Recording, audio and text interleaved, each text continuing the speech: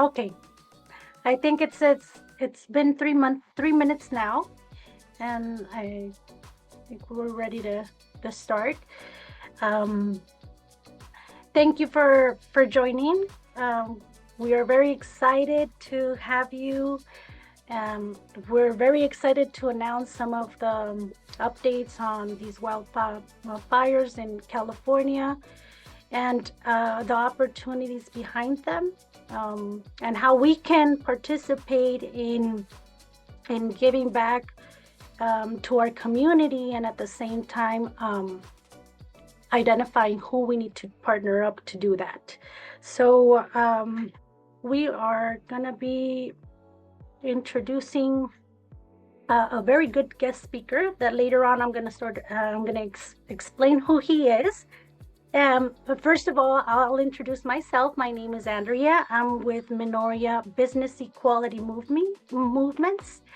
We support contractors in every stage of their business journey, including anything from contract readiness and structuring your business for it to be scalable and healthy, for your business to scale and grow healthy, through business equality movements to business development training and helping you with securing procedures that will help you access contracts, assess them, bid on them, and successfully secure them to efficiently perform them, right? So we are very excited to share these type of resources that are available to all of you, and we're always looking for partners that are with that same goal of supporting small businesses and their business growth within the construction industry.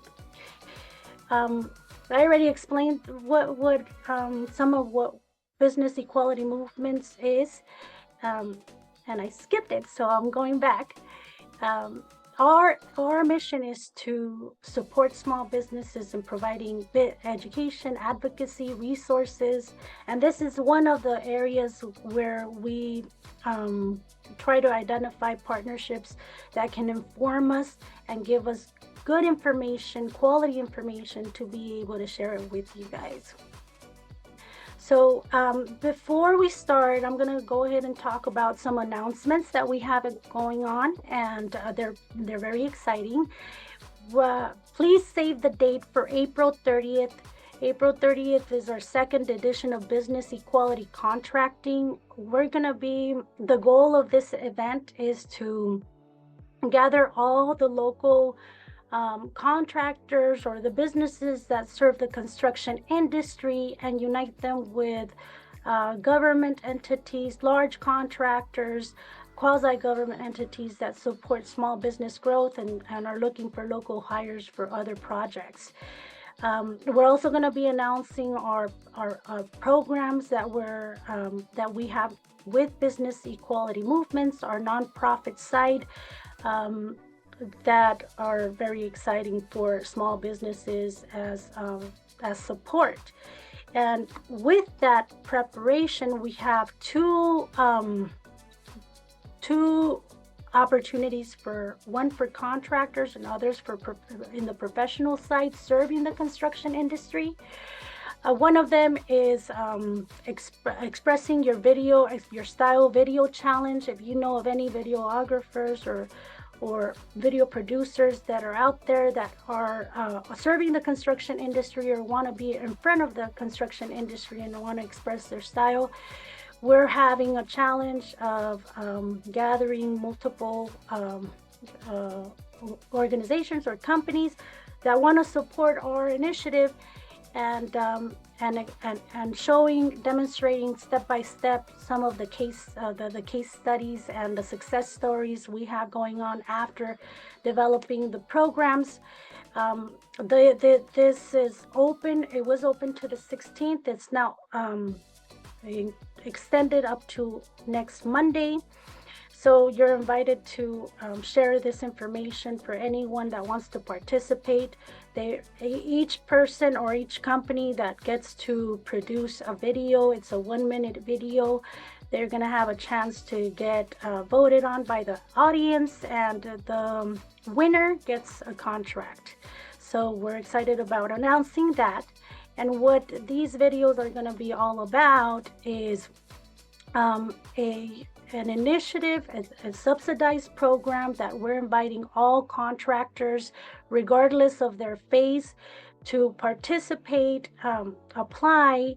And today is actually the last day to participate, where you can, once applying, you can have a group of professional construction niche professional companies assess your business, and we're going to get you to a certain level, either if it's depending on your stage. If you're not contract ready, we want to get you into that stage. We want to be able to help you with any type of certification, and even with subcontracting opportunities, and performing on these contracting opportunities. So please share. If you are a contractor, apply. It doesn't hurt. It's gonna be a win-win situation. You get professional services that sometimes you have to spend so much on acquiring those professional services, and you get exposure to all the construction industry and our supporters. So also let everybody know about that. We're also going to be talking, well, those are the announcements. Now I want to be expressing what we're going to go over in this webinar. If you guys have any questions, please hold your questions until the end of the webinar, and we can address them. If we can open it up for you to speak, or you can also refer your question to the chat box. Okay, so first of all, we're going to be talking with a guest speaker. His name is Robert Mernald. Did I say that right, Robert? Mernald? Okay. And you're on mute right now. Yes, you did. Yes, you did. With Titan Environmental Solutions, he is president. He's had 20 years of experience in the environmental consulting and industrial hygiene industry. He's inspected more than 50,000 plus structures in commercial and in the government sector, government projects. And he's an expert in emergency contracts, and is currently serving these wildfires in California. Welcome, Robert. I'm gonna leave the podium to you so you can properly introduce, because I'm sure I left a lot of items that you want to reiterate about your company and what you represent. So go ahead. No, thank you, Andrea, for having us be able to help with put this tremendous webinar on that is offering support to people who are listening and people out there looking for the help. About us, Titan Environmental, we were founded in 2006. We started off with just a couple of people, and now we've grown to having 3 offices in California. And we support San Diego, our Orange County office, which is all of LA, San Bernardino, Riverside County, and Orange County. And then our Northern California office based out of Oakland supports the local Bay Area and even goes into Sacramento. I have been in the industry really since 1999 is when I first got into the industry, and I was working for another firm, learning just about hazardous materials, mitigation, and protocol for it. Yes, our company has inspected over 50,000 structures. We do work in the commercial space, residential. We do a lot of municipalities, school districts, and government projects. Um, we got some experience in wildfires dating back. First, it was the San Diego fires years ago, but it evolved with wildfires. The great thing about the private sector and the great thing about our nation is we learn from our past experiences, and we learn what we find. We compare notes at industry events, networking events, and we find out how to tackle the next major catastrophe. And I think we've done that, and we've evolved onto this fire where we're doing different testing. We're getting more data, and we're trying to bring it together. There's other factors that are in once you bring into money comes into it, the budget comes into things. Certain things get left out, certain things get included. That's just the nature of the beast. But thank you so much for the introduction. Our team is, again, very grateful for this opportunity to speak to everyone, and we're here to answer any questions you have. Thank you. Thank you, Robert. And just to let the audience know, I am seeing that some of the registrants aren't here, and I'm not sure if they're going to tune in, but everybody that registered is going to get a copy of this presentation. Some of the links that we're going to be sharing are going to be included for you to refer to, and of course to refer to anything that Robert's addressing after I ask him a few series of questions. And starting with the first question, Robert, I really want to understand where you first got this opportunity of starting your experience and your journey on disaster projects like the wildfires here in California. Yeah, so the first real wildfire event, and I apologize for not knowing the exact year, but I remember it was San Diego, and I think it was Carlsbad, and we were getting called out to do testing of not only burnt structures, we were getting testing to do smoke, soot, char, and ash. As you look back at it now, it's kind of primitive to what we're doing now. It's the labs, like I said, have gotten better. The more data we have, we're really, as people, we learn from everything, like I was saying. So we've gotten better at it, and we kind of know what we're looking for, how to identify it, and what to target. So I would say that would be the first fire. But fires like this, of this size, it's no doubt it's the Santa Rosa fires in Northern California, and I believe that was in 2017. And what happened is we were here, and then people were like, we're calling. It was some Southern California contractors that we worked with, and they said, hey, we're going up to Northern California to help with the fires. We really want you to come up there and help us. So I was like, all right, well, we'll go up there, and we'll see what's going on. I knew that you have to test for asbestos. I knew you had to test for heavy metals. So that was the easy part. It was like, okay, we're gonna go out there and test. We're gonna get with our Northern California team.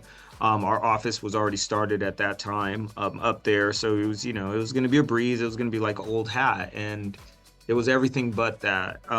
So we are working on the private side, and there was challenges, kind of like what we're dealing with now. There's the private side, and then there's the federal side. So normally when it's a state of emergency, it goes through FEMA, and then FEMA normally brings out the Army Corps, and the Army Corps hires their contractors. And so what we were running into, the challenges that we were running into is the county of Santa Rosa, and we were asking for a work plan to start. So we submitted a work plan. We thought we had a very good work plan that included erosion control, included what we were going to sample for, asbestos and heavy metals, who was going to do it, has WAPR certification. but they weren't getting approved. And so we were going up to the county because we were working on the private side. So we had homeowners who were opting out. It's same exact scenario as this one. So they were opting out and they were trying to get started. And we were like, we got everything. And we were talking to and we had developed a relationship with the county folks, with the homeowners because we were on foot. So we were down where we were meeting at this restaurant that was still open, meeting with the homeowners, going over what the challenges we were having. And the challenges we were having was, number one, getting our permit approved. The contractors were having a challenge of getting their waste, where to take their waste. So we had to work through those challenges. Eventually we got our plans approved. We were one of the first plans approved. And we started doing the work, which is testing, and then the contractors were able to navigate through where to dispose of the waste, what they have to dispose of. So it was a challenge. So we gained a lot of experience because we were, in the county office almost every other day, trying to get approval on the phone, talking to everyone, helping them set it up. Because I was helping the contractors. I basically dedicated my time to being up there to help everyone and get an understanding myself. A lot of times when you're helping, you get, and if you pay attention, you're getting information that comes back in the future, like now. So I already knew what we were going to go through on this one. So we got through that. We tested a lot of houses. We got them cleared. We got people going. So I gained a lot of experience during that wildfire event. And then it turned to the next wildfire event we did. Oh, in that wildfire event, we ended up working for the federal government after. We started working for the Army Corps. So we got a picture of both sides. So we got to really see the difference. Between what we have to do and what they do. But I'm curious to start asking what those differences are, but I'm going to let you finish up. that would have to be at a lunch with not on film. But yeah, so we learned both sides, and so it gave us a wealth of knowledge of what, in a very very intimate knowledge of what we have to do and what crossroads we have to navigate. And so we were able to do that. And then the CZU lightning fire, which was in the Santa Cruz area, because I think we worked in the Santa Rosa, they called us to come do that fire. So it was more of the same. So we navigated through that, and then there's been the Woolsey fire. And now here we are at this wildfire event, which is really unprecedented of how large it is and what's going on. But once you have experience in anything, it makes it that much easier for when you approach it again. Well, thank you. And there's so many things that I can ask you out of this story, the stories that you're giving me, but considering the audience, how would you briefly explain a contractor that's barely starting and wants to start pursuing these type of contracts or these type of opportunities or catering to the victims in the disaster area? What would you say that the steps are? And I'm sure these steps are different from the private to the government, right? But let's focus on what the government process is for right now. And then if the audience wants to learn a little bit of the private, maybe once we open it for questions, we can address that. How's that? Yeah, no, great. Good question. I think there's a lot that can be gained from working with the government, and I can tell you who you got to contact. It's ECC. So contact ECC. I don't work as a contractor on that side. We're a testing, so we're more of engineer side, but they're going to want a rate sheet for everything because that's how they have to submit their bids for their contract. So they're going to want a rate sheet, but you're going to learn an invaluable amount of information of where the waste goes, how the procedures are, because they're very good at what they're doing. They're very efficient at cleaning lots. I have nothing bad to say with the way they do things. They will show you all the tools. I mean, because all of this, there's a science and there's an art to clearing lots and to doing it efficiently and doing as many lots as possible in a day, because that's the name of the game. They want it cleaned up as quick as possible for the least amount of cost as possible. So you'll learn that on that side. Staging, you'll learn where to put things, how to navigate. So in the future, if you ever want to do it on your own, you take the tools learned from that.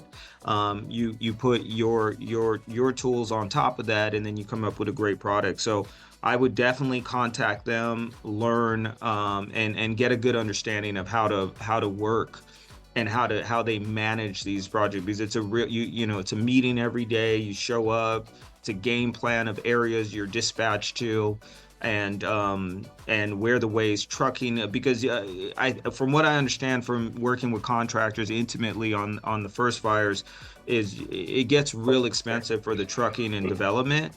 I mean, trucking and the T&D. So trucking and disposal, sorry.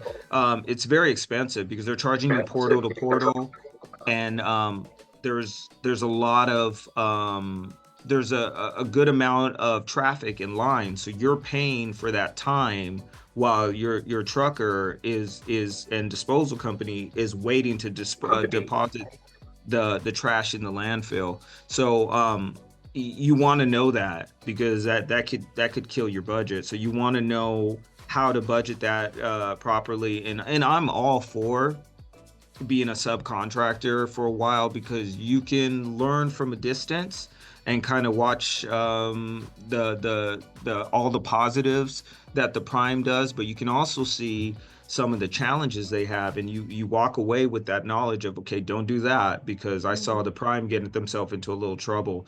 So I would do that. I would definitely call these companies, like I said, ECC, because they already have the contract, and start seeing if I can work on that side. And then there's also an opportunity to work on the private side.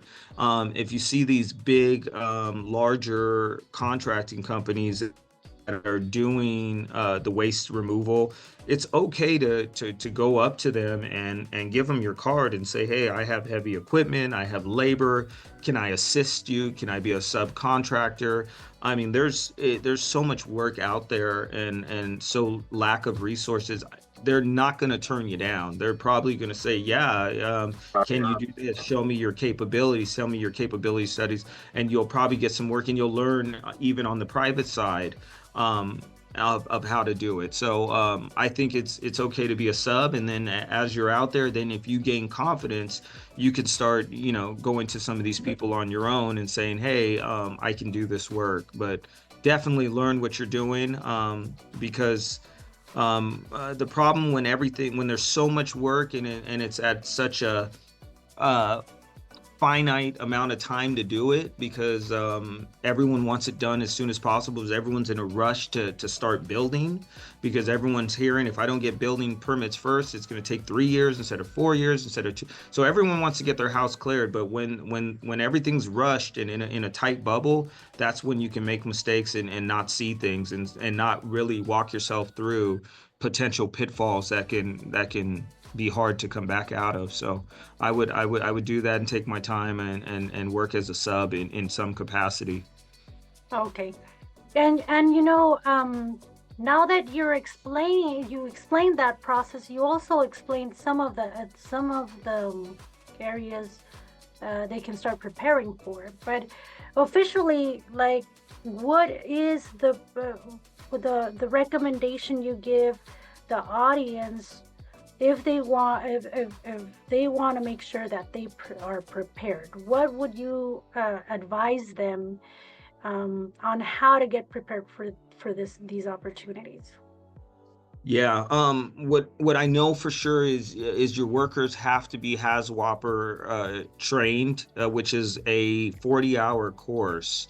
And if you already have a HAZWOPER, then you do need an active refresher, because they're going to be asking for that for any workers that go on staff. You're going to make sure you have enough PPE for that is sustained for the entire project. PPE. I mean, you're going to go through your respirators, your Tyvek suits, your gloves, etc. So you're going to need to make sure you have enough PPE on hand for to do the work. So that's those are things that I definitely would need. You need a capable, I would say, foreman on site. Again, because um, a lot of this stuff is a quote that I've always heard from people is speed to market. For this, it's speed to clear the lot, because you have a lot of pressure. You have homeowners who are looking at you and comparing you to their neighbor whose lot was cleaned in a day. So you're getting pressure and speed, and these sites are hazardous sites. I mean, not just environmental hazards, but you're walking through. And I don't know if I mentioned that when we were testing, I was testing. So you're walking through burnt structure. So you're walking on top of what was a balcony, what was a roof. You're walking on it, and then it just drops down. There's pits and valleys because it's the way it burns. So you're just walking over. So if you don't watch your step, you could fall down, and there's a lot of hazards there. There's wood, there's metals. So you gotta do it fast and efficiently, but you got to do it safely because you want everyone coming home at night. So you got to watch that, and I think that's where you would learn from a prime, because their safety is one of their biggest keys, as well as environmental. So they'll tell you how to properly move so you don't fall or trip or have electrical hazards or any other hazards. So that's what you'll learn. So I would have the HAZWOPers, a great foreman, understand what you're doing, understand the contract. I don't know your end because I don't do that work, but from what I understand is, with the margins the way they are, you can, a misstep could be disastrous. Yeah, so you got to watch that. So I probably for contractors that are seeking to gain certain experiences, a good starting point would be building a relationship with a contractor that doesn't have to be the prime. They can even be the subcontractors, and you can support them with any of the services you provide. But the goal is to understand and little by little learn the process, because it seems like it's a very risky it's a risky opportunity if you don't know and you don't have all your ducks in a row when it comes to delivering the service and preparing even before for it, right? Certainly. So I really appreciate all this information. Now it's time to open it up for questions they might have related to what you just explained and what you shared.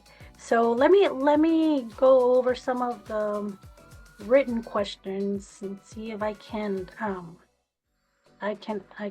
ask the questions to you, and maybe you can answer them. I'm also, you guys can open up as well if in case you want to speak. Just unmute yourself and go ahead and connect. Okay. Oh no, never mind.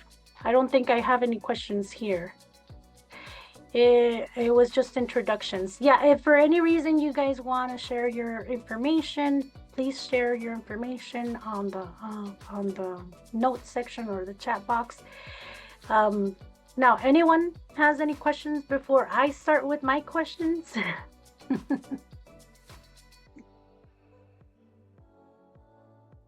This is the only question in the chat box. Okay. Can you elaborate? Oh, there is a question actually. Hold on, before I start, I was going to start with my question.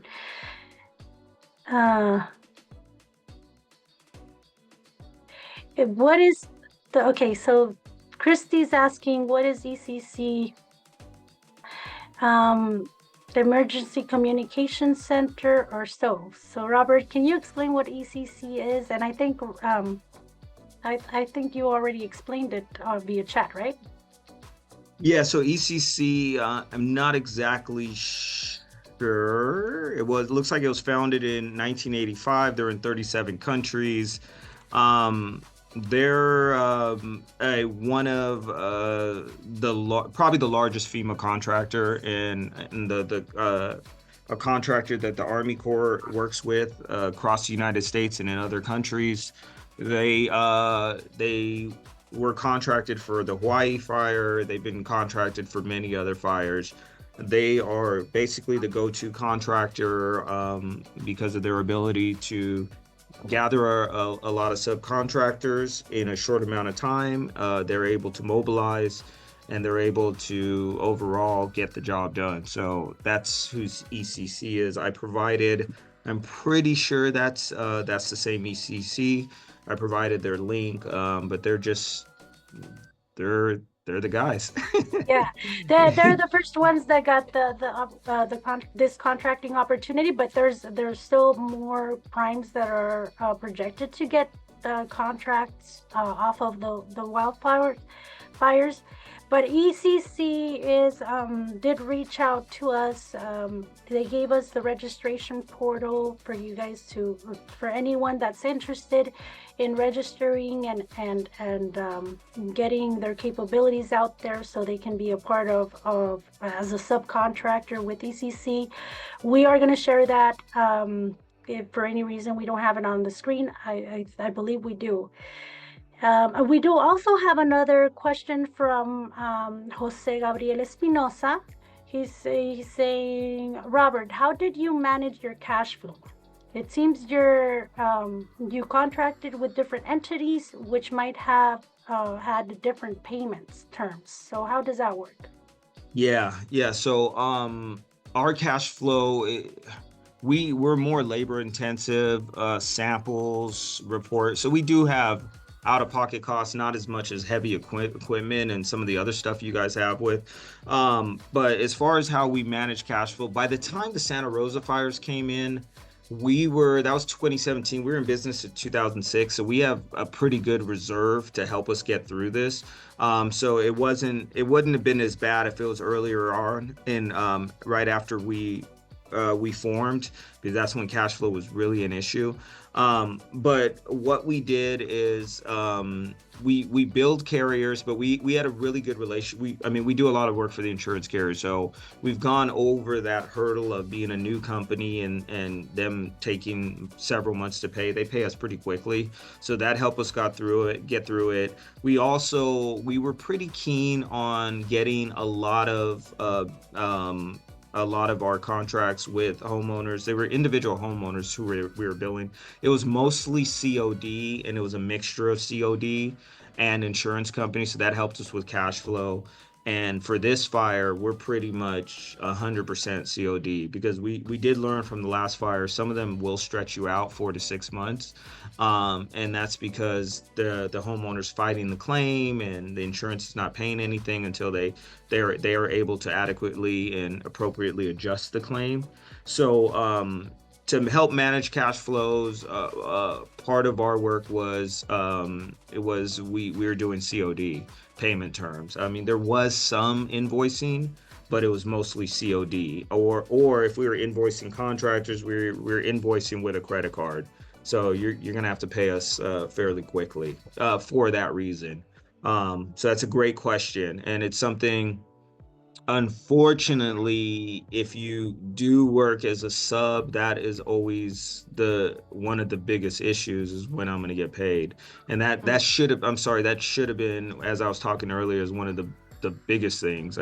We said safety, but payment. Yeah, payment terms, you can be out there working all day long and think you're doing well and then not get paid, and it'll bury you. So, definitely get your payment terms, figure out if you can get withdrawals on a certain basis, whether it's 10 days, whatever. Maybe you can even offer early payment discounts, but you gotta make sure you're able to do that and not lose not completely wipe out your profit margin. But larger companies love the early payment discounts. If you can do that and safely and you can absorb it, try that. But you want to get in with them, and you want to do a great job, because then they're going to keep feeding you. Because there's one thing we know for sure: there's going to be catastrophic emergencies all the time. It's always going to happen one way or the other. And this company and others alike are going to be the ones who get the call. They're going to be the primes, most likely, unless something bad happens. So if you get in their network and you perform, they're going to feed you. And you develop a relationship, and make sure your back office. I know because once we started working for the federal government in like 2013, what we learned is your back office has to be your support, because there's so much paperwork, and if it's not turned in right, you'll miss a payment. And it's not that the government doesn't want to pay you, it's just they have forms, and their client is also us, right? The taxpayers. So they got to make sure that they have everything signed. They have all your appropriate certification numbers, all your DUNS numbers, and the new number, I forgot what it's called, MWIX is your IEW number, whatever the new number is. You got to have all that, because they got to appropriate what they're spending on, and they have to report it. So you have to make sure your back office sends all of that so you can get paid. But they will pay you pretty quickly, within 30 days for sure. And if you give them those early payment discounts, they'll pay you in 10 days, given that you have all your paperwork turned in that's correctly. Mm. That's good information. I really didn't know about the early payment discount. I was gonna explain. You nipped it in the bud. What I was gonna ask. I was gonna ask about, the essentials of back office, having a strong back office, and making sure that you're in compliance and you're delivering all the submittals that you're supposed to. But you took over. You helped me. But maybe if you want to elaborate on the early payment structure that they have, that would be great. Yeah, so there's you can ask, and not all the time they'll oblige you, but if you say pay within net 10, and I'll give you 2%, 2.5, 3%. Yeah, I mean, you set the terms. They're going to take advantage of that. And if you say I can do a net 20, they're going to take advantage of those net terms. Who wouldn't? Like, hey, if I got the money and I can get it cheaper, I'm going to pay you cheaper. So that's one way to do it. But you got to look at your bottom line and see what you can afford too. So, but yeah, they'll always take a early payment discount and get you paid, and then perform. So when you perform, they're going to come after you. They're going to look for you. That's just the way. If you perform and you give me a discount, I'm calling you before I even arrive to look at the damage. So they have teams already. They already know who to call. ECC's been calling people for 4 weeks. Hey, we're going to be out there. We're setting up our teams. There's other contractors too, but ECC is one of the ones that I always see on Wildfires. So yeah, you just get with them and make sure you get your payments, your early payment discounts, and make sure your back office is there, because they have payment schedules, which I'm talking some of this in a broad way, because we don't do construction, so I don't know exactly how your accounting system is. You guys are a little bit different than us. We're on the engineering side. We're more hourly and lab hours and samples. Ours is a little bit different than a construction equipment line items. Our line items are not as abundant as yours are. So I'm trying to talk to you in a way where I don't know exactly what your billing is, but whatever it is, know the payment schedule, understand their contracts. They're going to be long. They're going to be cumbersome to read, but read through them so and you don't miss anything. Like, okay, this is what I have to do. What will get me kicked back? Okay, if it doesn't have an invoice number, that'll kick me back. If it doesn't have the project and the manager, if it doesn't make sure you don't get the kickbacks so you can get paid. Because once they kick it back, they're not coming to find you to tell you they kicked it back. They're just hey, why haven't you paid us? You check your invoice. There's something wrong. We're missing some details. We're missing payroll. We're missing something. You have to make sure you get everything. Yeah. Well, thank you very much, Robert. The audience is thanking you, Christy, Jose, Gabriel. they're all thanking us for putting this up, and you sharing so much vital information and the insight. I really appreciate that. We're gonna follow. We're gonna continue to just a couple more slides, just to provide some of the areas where you can start registering your company to be in the lists, right? Whenever they're ready to start doing the outreach and looking for these contractors, you can already be in the list and ready to start connecting with these entities. So thank you, Robert. I'm gonna Thanks let you all. go.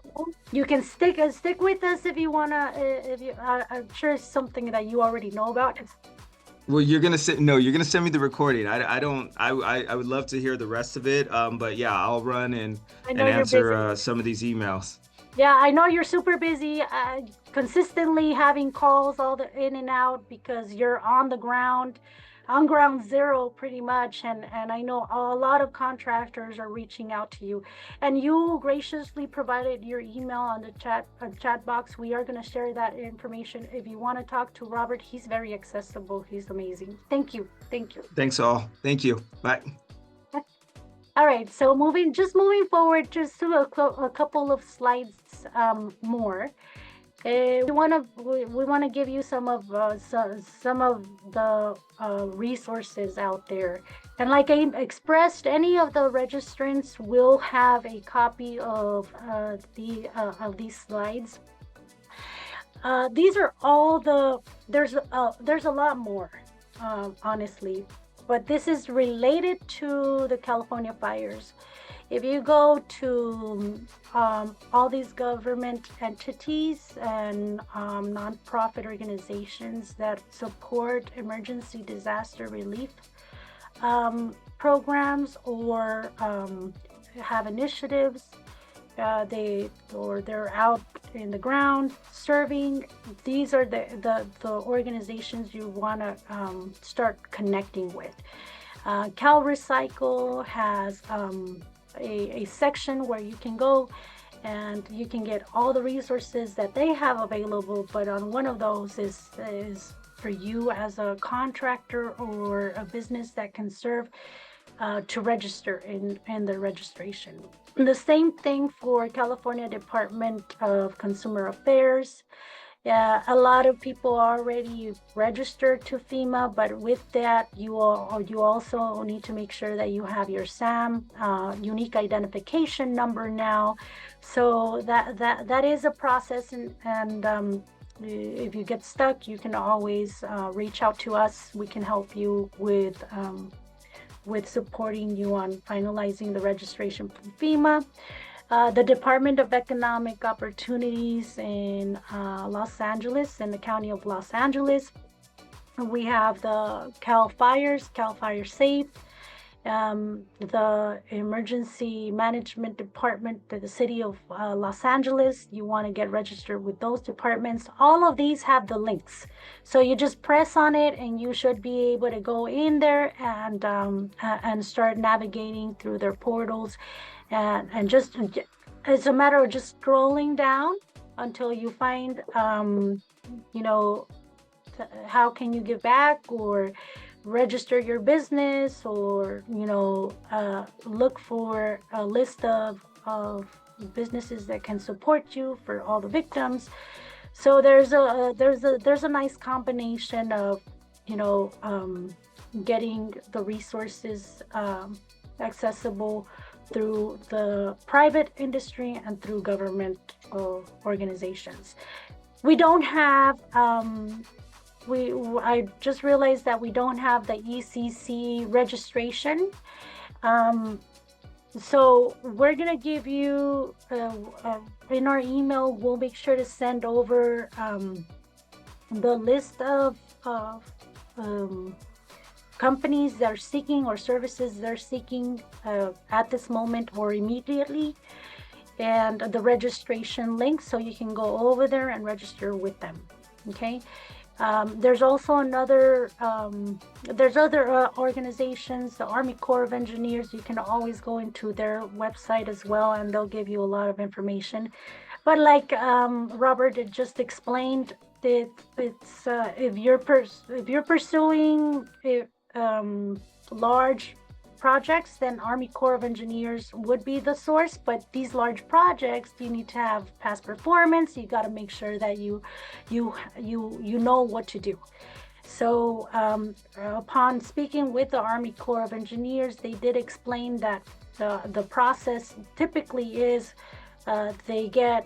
they're well-connected contractors that they've done business with, especially in the disaster relief arena. And then once they connect and they sole source those projects, and they don't sole source, but once they connect and they start offering the bidding opportunities, they'll go to the lists. So if anyone that's registered on the list, that's when they start vetting out the contractors that are available there, and then they'll, if it's not fulfilling what they're needing to do, then they'll go further with further outreach. You're invited to check out our website. On our website, we do have a page that's specifically describing what business equality movements is. Feel free to get into our website, get information. We do have all the details on the event as well on that page. And we also, if you click here, you'll find all the resource center or resources that we have, including, the application for the contractor contract ready program, Propel program, the subsidized program I spoke to you about, and everything, the pitch deck for the event or information on the event, flyers, the upcoming opportunities through our partners. We are actively seeking partners for our event, sponsors and supporters. So if you want to connect and learn more about it, let me know. I'll be honored to explain everything. All right, I think that's it. Any further questions now that we sort of briefly explained the resources out here? Okay. All right. I think that's it. Thank you for sticking by through the entire webinar. I really appreciate your assistance and your feedback. I really love the fact that everything that we try to provide and information is of true value to you guys. So the confirming and thank yous really reassure me that we're going on the right direction. And that's it. We'll see you on the next webinar. Have a wonderful day, rest of your day. Thank you, Andrea. Thank you, Brett. Right.